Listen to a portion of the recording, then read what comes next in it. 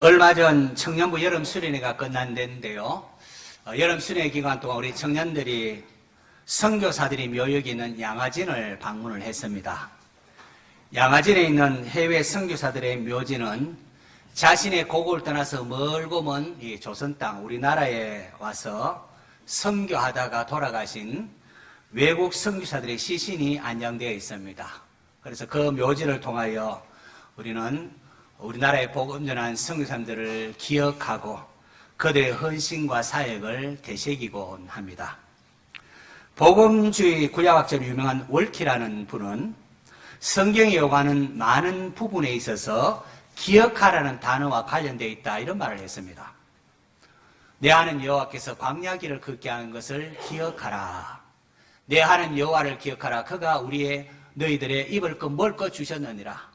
그가 내게 재물 얻을 능력을 주셨느니라. 그리고 유월절, 맥주절, 초막절 등등 모든 절기도 하나님께서 베푸신 은혜를 기억하도록 하기 위한 절기들입니다. 이스라엘이 가나안에 들어가서 길갈에 또 돌무더기를 샀는데 이것도 하나님의 언약궤가 거기 들어갔을 때 요단강이 기적같이 갈라진 것을 후대 자손들이 기억하도록 하기 위하여 세운 겁니다. 자, 신약시대를 사는 우리도 그렇습니다. 우리가 때로 성찬식을 하는데 이 성찬식을 통하여 우리를 위하여 십자가에서 몸이 찢기시고 피 흘리신 예수님의 몸과 피를 기념합니다. 그리고 오늘 우리가 주일 이렇게 예배의 자리에 나와서 하나님을 예배하는데 이 주일 성수하는 것도 참 우리의 창조주요 구원주이신 하나님의 은혜를 잊지 않기 위함입니다. 잊지 않도록 또 설교도 하고 합니다. 그래야 탐욕에 따라 우리가 살지 아니하고 하나님의 영광을 위한 삶의 방향을 바로잡을 수가 있는 것입니다. 오늘은 아브라함의 아내 사라의 죽음과 장례에 관한 내용입니다. 아브라함과 함께 파란만장한 삶을 살았던 아브라함의 아내 사라가 127세에 죽습니다. 여인이 몇 세에 죽었다 하는 이 기록은 아브라함의 아내 사라가 성경 전체에서 유일합니다. 그만큼 약속의 자녀의 어머니로서 모든 성도의 믿음의 어머니로서 사라의 중요성이 부각되고 있는 겁니다. 사라는 남편을 따라 갈대아 우르를 떠나 지금까지 온갖 어려움 가운데서도 묵묵히 남편에게 순종하며 복종했던 그런 삶을 산 현숙한 여인입니다. 사라는 대단한 또한 미모의 소유자였습니다. 아주 두드러질 만큼 아름다운 여인이었습니다. 그러니까 예구방 바로도 아브라함의 아내를 자기 아내로 이렇게 삼으려고 하고 또 블레셋 왕 아비멜렉도 이렇게 예쁜 사람이냐고 자기 아내로 삼으려고 하지 않습니까? 이렇듯 아름다운 사라였지만은 아이를 못 낳는 서름에 오랫동안 우려했던 여인입니다. 몸종을 통하여 나는 못 낳으니까 몸종을 통해서라도 자식을 보려고 했지만은 오히려 몸종으로부터 참 우리 주인은 애기도 못 낳는다는 멸시를 당하고 수모를 겪어야 했습니다. 그러다가 90세에 약속의 아들 이삭을 낳고는 막 기뻐하고 웃음이 활짝 폈습니다. 하지만 사라는 아들 결혼을 보지도 못한 채 이렇듯 오늘 본문에 눈을 감습니다. 세월의 얼음 앞에 아무리 이뻐도 아무리 고워도 다 사그라지고 이렇듯 하나님의 부름을 받습니다. 아브라함 입장에서 보면 아내 사라는 믿음의 친구기도 하고 동반자였습니다. 동력자였습니다. 갈대아 우르에서 시작된 긴긴 인생 여정, 하나님으로부터 받은 약속을 함께 나누며 살아온 유일한 사람입니다. 약속의 땅이라고 왔지만은 기근을 견디지 못하고 그만 애굽으로 내려가기도 했고 또 아름다운 아내다 보니까 혹이나 내가 죽을까 싶어서 자기 목숨을 부지하려고 아내를 누이라고 2번씩이나 속이는 잘못도 저질렀습니다.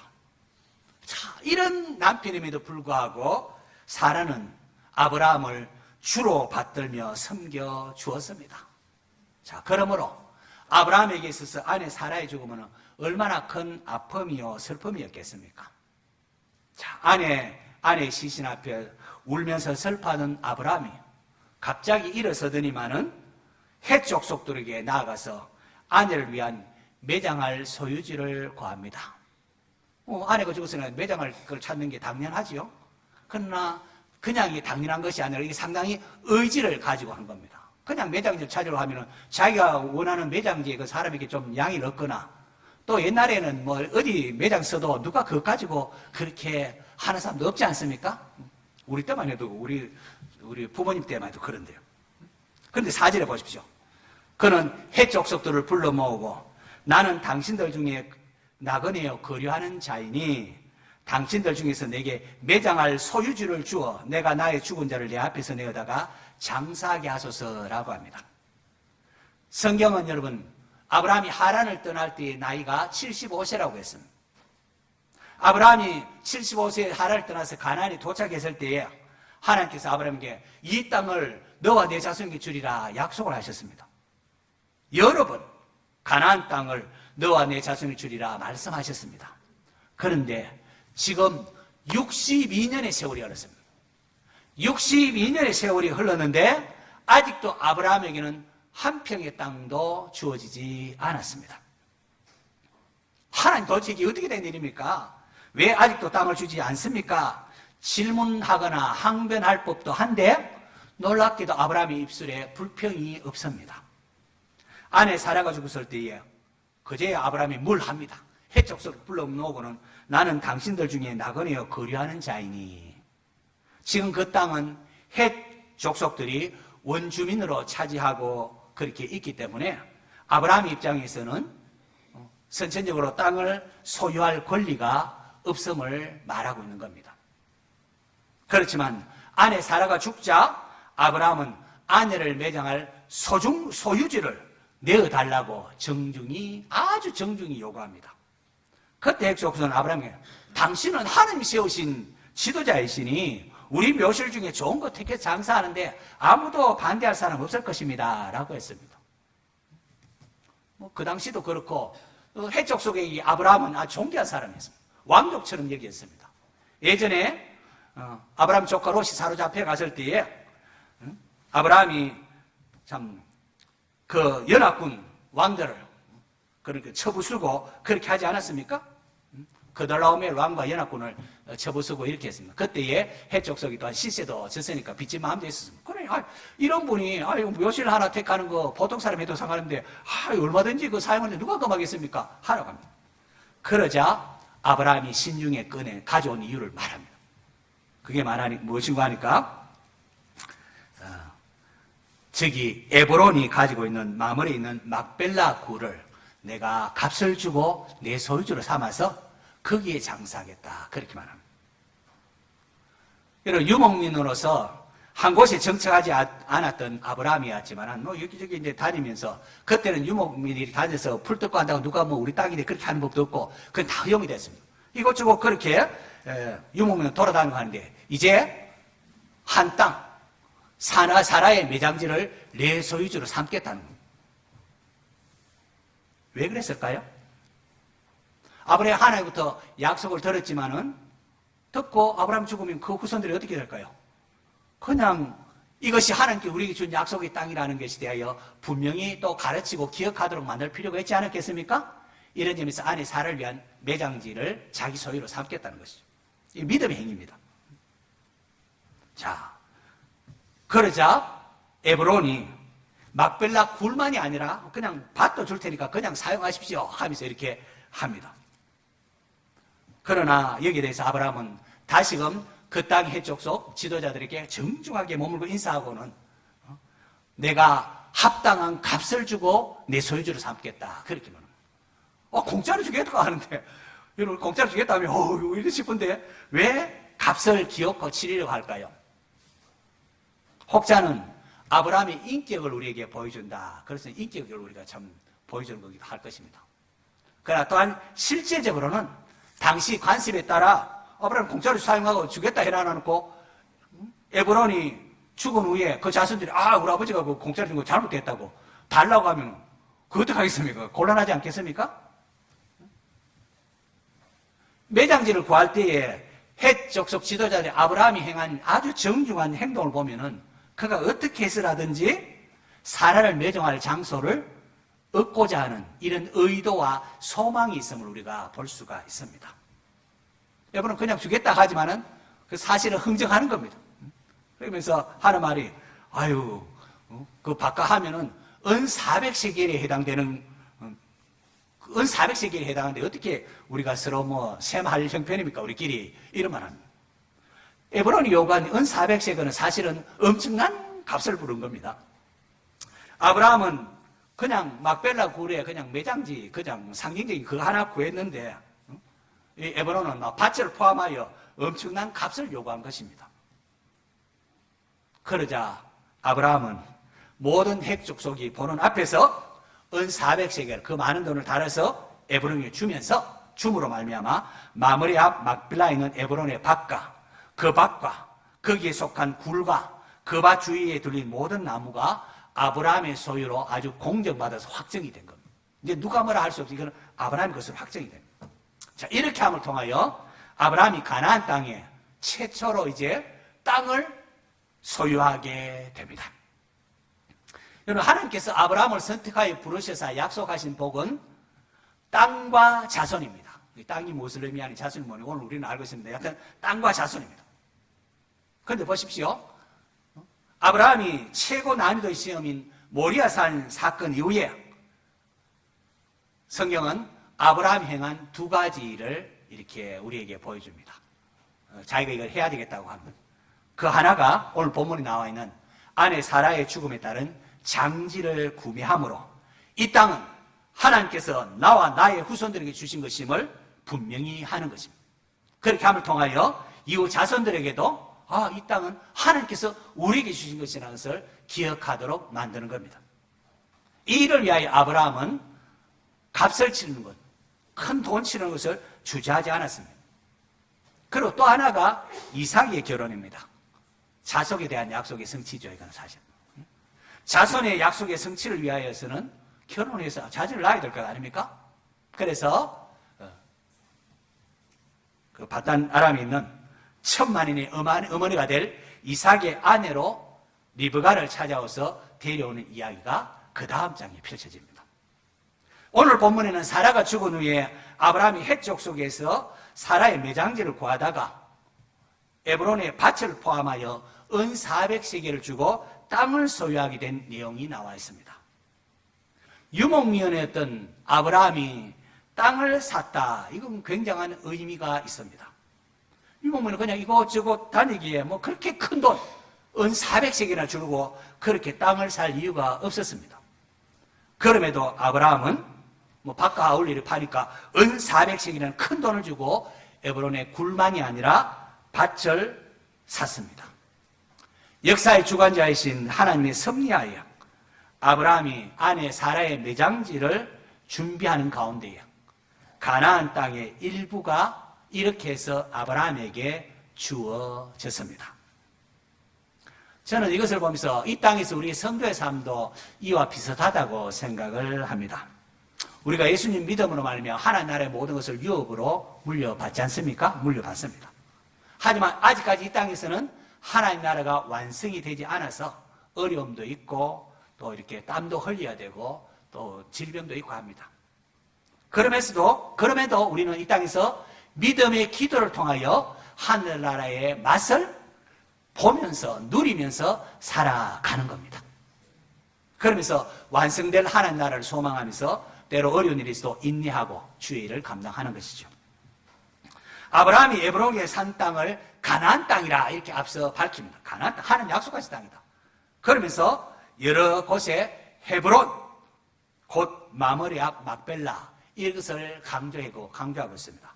2절에 기럇 아르바가 바로 헤브론이다 이렇게 설명도 하고 17절에 마므레 앞 막벨라라 하기도 하고 19절에 마므레 앞 막벨라라고 하면서 마므레는 곧 헤브론이다 라고 설명까지 합니다. 여러분 헤브론이 어떤 곳일까요?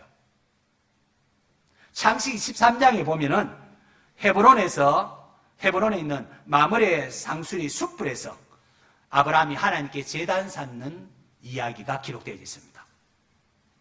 마므레 헤브론, 바로 이곳은 조카 롯이 자기 피부자를 조카 롯 하나 뿌릴 텐데 조카 롯이 아브라함을 떠나갔습니다. 좋은 거 택하라니까 횡하니 자기 좋은 거 택해서 가버렸습니다. 자식이 없는 아브라함이 훌쭉할 때 그때 하나님께서 아브라함이 나타나서 너 눈 들어서 동서남북 바라봐. 응? 보이는 땅을 내가 너와 내 자손에게 주리라. 아직도 자손도 없는데 너와 내 자손에게 주리라.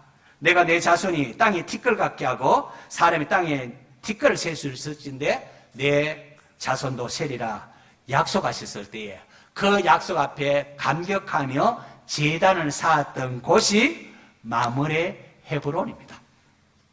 그렇게 아브라함은 모든 사람들이 보는 앞에서 돈이 아무리 들더라도 나중에 다른 말 하지 못하도록 아주 많은 사람들 앞에 확정시키면서 이렇게 줍니다. 바로 이것은 하나님께서 내게 가나안을 땅 주리라고 약속했던 장소라는 것. 그것을 이것을 앞으로 후손들에게 기억하도록 그렇게 하기 위한 것입니다. 훗날 다윗이 왕으로 기름 부음 받는데 어디서 받는가 하면 헤브론에서 받습니다. 헤브론에서 기름을 받고 헤브론을 한 7년 동안 이스라엘의 수도로 정합니다. 여기에 대해서 성경학자 사르나라는 사람은 그 이유가 왜 다윗이 헤브론을 수도로 삼고 그렇게 했는가? 그 이유는 다윗의 가슴에도 이 땅은 하나님이 우리와 우리 자손에게 주신 것이다 라는 약속의 소망이 살아 숨쉬고 있었던 것으로 그렇게 쭉 설명을 합니다. 우리가 아는 것처럼 사라 이후에 아브라함도 이곳에 매장이 되고요. 그리고 그의 아들 이삭과 리브가도 이곳에 매장이 됩니다. 또 그의 아들도 언약의 자손으로 에서가 아니라 야곱이 되는데 야곱과 레아도 이곳에 장사됩니다. 야곱이 요셉이 죽었던 알았던 요셉이 살았다는 소식 듣고 애굽에 내려가지 않습니까? 흉년으로 인하여 또 애굽에 그렇게 오래 살게 되는데 야곱이 죽기에 앞서서 애굽의 총리인 요셉에게 맹세를 시킵니다. 내 죽거든 우리 조상의 땅, 저기 가나안 땅에 우리 선조 땅 막벨라굴 거기에 장사하라고 맹세를 시킵니다. 아버지 예 그렇게 하겠습니다. 요셉이 맹세하니까 야곱이 있는 힘을 다하여 지팡이 힘을 의지하면서 하나님께 예배하는 장면이 나옵니다. 무슨 말이겠습니까? 야곱도 하나님이 약속한 가나안 땅을 얼마나 소중한 유업으로 생각했는지를 우리에게 보여주는 겁니다. 그리고 나중에 요셉이 죽을 때도 마찬가지입니다. 여러분 애굽에서 가나안 땅까지 그 거리가 얼마인데 거기 장사로 간다는 것 이거 어마어마한 것을 사실은 그의 아버지 야곱이 요구했고요. 애굽은 죽어서 그냥 성으로서 그곳에 장사 지낼 수밖에 없고 또 가자고 이렇게 할 수는 없어서 장사 지냈는데 요셉도 죽기 전에 그의 형제들과 후손들에게 하나님이 반드시 당신들을 돌보실 터인데 그때 내 해골을 메고 조상이 있는 가나안 땅으로 메고 가라고 맹세를 합니다. 그래서 지금 창세기를 기록한 출애굽하고 있는 모세의 손에는 뭐가 달리는 건가? 요셉의 유고를 가지고 갔다고 되어 있습니다. 뭐 그게 뭐 대단하고 성경에 기록하고 있습니까? 중요하다. 애굽 땅이 얼마나 비옥한 땅입니까? 장래 문화가 얼마나 발달됐습니까? 그런데도 왜 이렇게 이스라엘의 족장들은 척박해 보이는 상대적으로 척박해 보이는 그 가나안 땅에 묻히기를 소망한 것일까요? 왜 그랬을까요? 사라가 죽었을 때 장사할 매장지 그냥 아무데나 하든지 또 이렇게 그 당사자한테 가서 말하고 그냥 묻으면 될 텐데 해 족속을 불러 모으고 값을 주고 이렇게 내 거라고 이렇게 왜 그렇게 했습니까? 이 내용이 얼마나 중요하길래 창세기 23장 그렇게 뭐 땅 사는 얘기 뭐가 중요해 이렇게까지 쭉 그냥 장사되겠다 하면 될 텐데 세밀히 기록했을까요? 이런 질문을 하면서 본문을 이렇게 본문과 이렇게 실험을 했는데 히브리서 11장 13절 이하의 답을 발견했습니다. 이 사람들은 다 믿음을 따라 죽었으며 약속을 받지 못하였으되 그것들을 멀리서 보고 환영하며 또 땅에서는 외국인과 나그네 임을 증언하였으니 그들이 이같이 말하는 것은 자기들이 본향 찾는 자임을 나타내미라.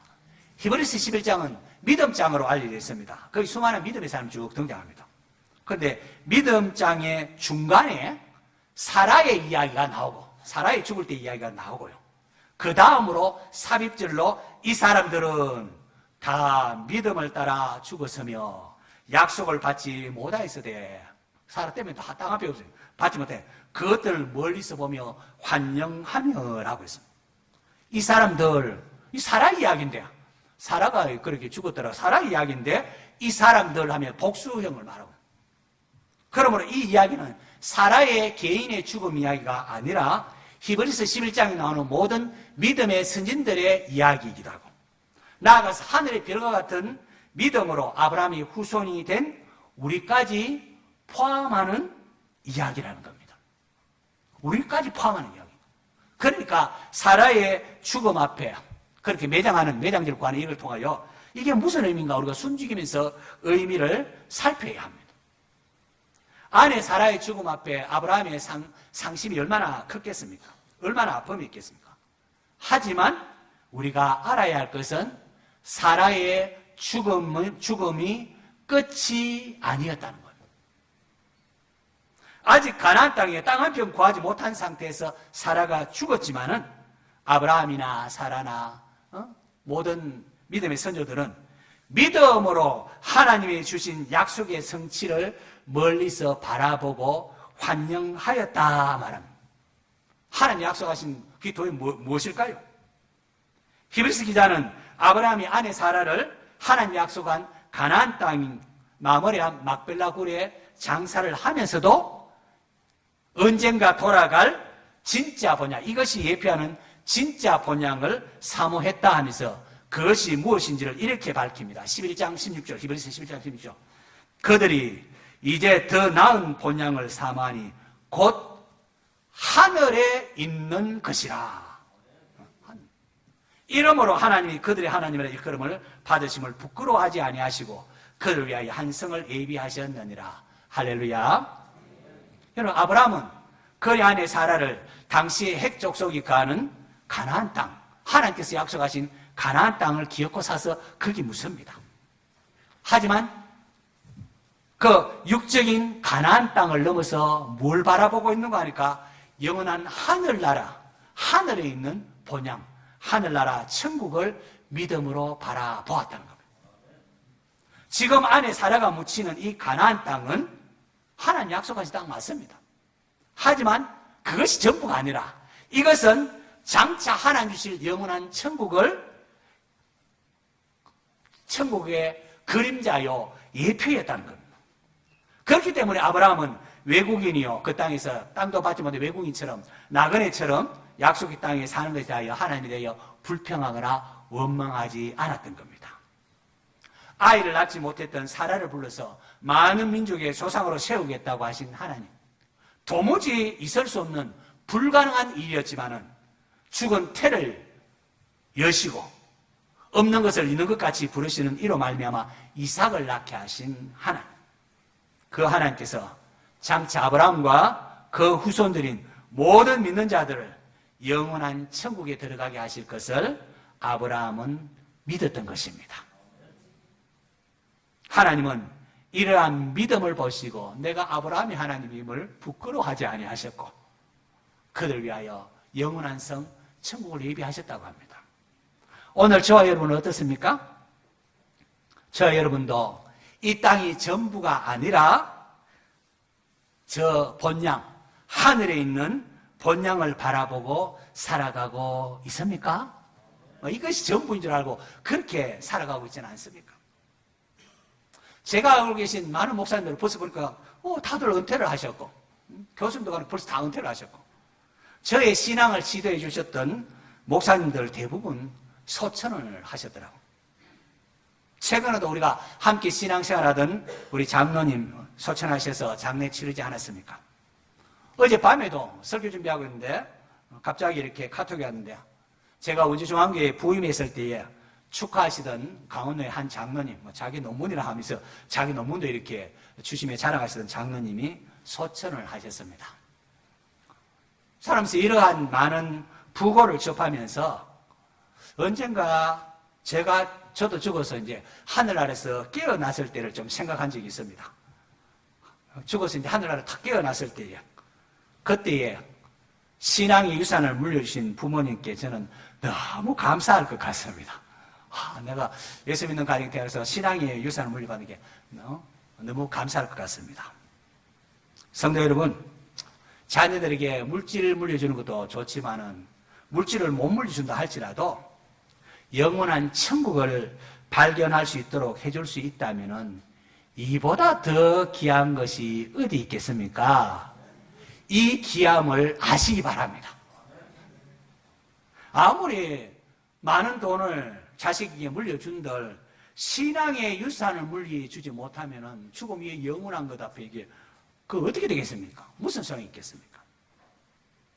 이 창세기를 누가 기록했습니까? 모세가 기록했습니다. 모세가 지금 이걸 기록한 겁니다. 모세는 지금 어떨 때 기록하죠? 광야길을 가는 아브라함의 자손인 출애굽과 이제 많은 하늘에 들어갔던 많은 백성들, 장정들 60만 명이 되는 이런 많은 하나님 약속이 있었죠. 이 약속이 이룬 아브라함의 자손 출애굽 이스라엘 백성들을 어디로? 가나안 땅, 아까 말한 그 가나안 땅으로 이끌어가면서 이 이야기를 기록한 겁니다. 가나안 땅은 우리가 가는 즉 가나안 땅은 하나님께서 우리의 선조 아브라함에게 약속하신 땅이라고 말합니다. 하나님께 아브라함이 400년 동안 객일이어서 섬기다가 돌아올 것이라 약속하셨거든요. 그런데 하나님 지금 400년 지난 지금 하나님께서 약속을 신실하게 이루고 계심을 또한 이걸 기록하면서 말하고 있는 것입니다. 그리고 그들이 차지하려고 하는 이 약속의 땅 가나안 땅은 영원한 하나님 나라를 예표하는 것이었습니다. 가나안 땅에 거주하면서 아브라함의 고향은 더 이상 하란, 죽으면 고향인데 하란 아니었습니다. 갈대우르 아니었습니다.